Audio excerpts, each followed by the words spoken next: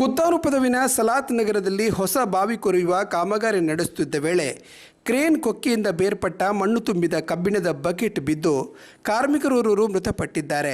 ಇನ್ನಿಬ್ಬರು ಕಾರ್ಮಿಕರಿಗೆ ಸಣ್ಣ ಪುಟ್ಟ ಗಾಯಗಳಾಗಿದೆ. 30 ಅಡಿ ಎತ್ತರದಿಂದ ಕ್ರೇನ್ ಕಬ್ಬಿಣದ ಬಕೆಟ್ ತಲೆಯ ಮೇಲೆ ಬಿದ್ದು ವಲಸೆ ಕಾರ್ಮಿಕ ಶಿವಮೊಗ್ಗ ಜಿಲ್ಲೆಯ ಸೊರಬ ತಾಲೂಕು ಮಲ್ಲಾಪುರ ನಿವಾಸಿ ಶಿವಕುಮಾರ್ ಜಿಕೆ 30 ವರ್ಷದ ಪ್ರಾಯದ ಕಾರ್ಮಿಕ ಗಂಭೀರವಾಗಿ ಗಾಯಗೊಂಡಿದ್ದರು.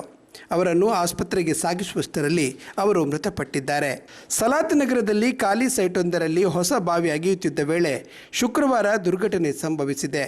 ಶಿವಕುಮಾರ್ ಸೇರಿ 3 ಕಾರ್ಮಿಕರು 30 ಅಡಿ ಆಳ ಕೊರೆಯಲಾದ ಬಾವಿಯೊಳಗಡೆ ಕೆಲಸ ನಿರ್ವಹಿಸುತ್ತಿದ್ದರು.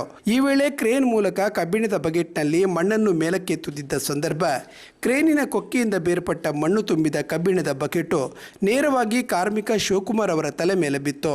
ಗಂಭೀರ ಗಾಯಗೊಂಡಿದ್ದ ಶಿವಕುಮಾರನನ್ನು ದೇರಳಕಟ್ಟೆ ಖಾಸಗಿ ಆಸ್ಪತ್ರೆಗೆ ಸಾಗಿಸಲಾದರೂ ದಾರಿ ಮಧ್ಯದಲ್ಲಿ ಅವರು ಮೃತಪಟ್ಟಿದ್ದಾರೆ. ಉಳ್ಳಾಲ ಪೊಲೀಸ್ ಠಾಣೆಯಲ್ಲಿ ಈ ಬಗ್ಗೆ ಪ್ರಕರಣ ದಾಖಲಾಗಿದೆ. ಮೃತ ಶಿವಕುಮಾರ್ ಅವರು ಪತ್ನಿ ಮತ್ತು 3 ವರ್ಷದ ಗಂಡು 1 ವರ್ಷದ ಹೆಣ್ಣು ಮಗುವಿನೊಂದಿಗೆ ತೊಕ್ಕೊಟುವಿನ ಬಾಡಿಗೆ ಮನೆಯಲ್ಲಿ ವಾಸಿಸುತ್ತಿದ್ದರು. ಗುರುವಾರದಂದು ಪತ್ನಿ ಮತ್ತು ಮಕ್ಕಳನ್ನವರು ಊರಿಗೆ ಕಳುಹಿಸಿ ಕೊಟ್ಟಿದ್ದರು. ಶಿವಕುಮಾರ್ ಅವರು 2 ವಾರಗಳ ಹಿಂದಷ್ಟೇ ತನ್ನ ಕಿರಿಯ ಮಗಳ ಮೊದಲನೆಯ ಹುಟ್ಟಿದ ಹಬ್ಬವನ್ನು ಸಂಭ್ರಮದಿಂದ ಆಚರಿಸಿದ್ದರು.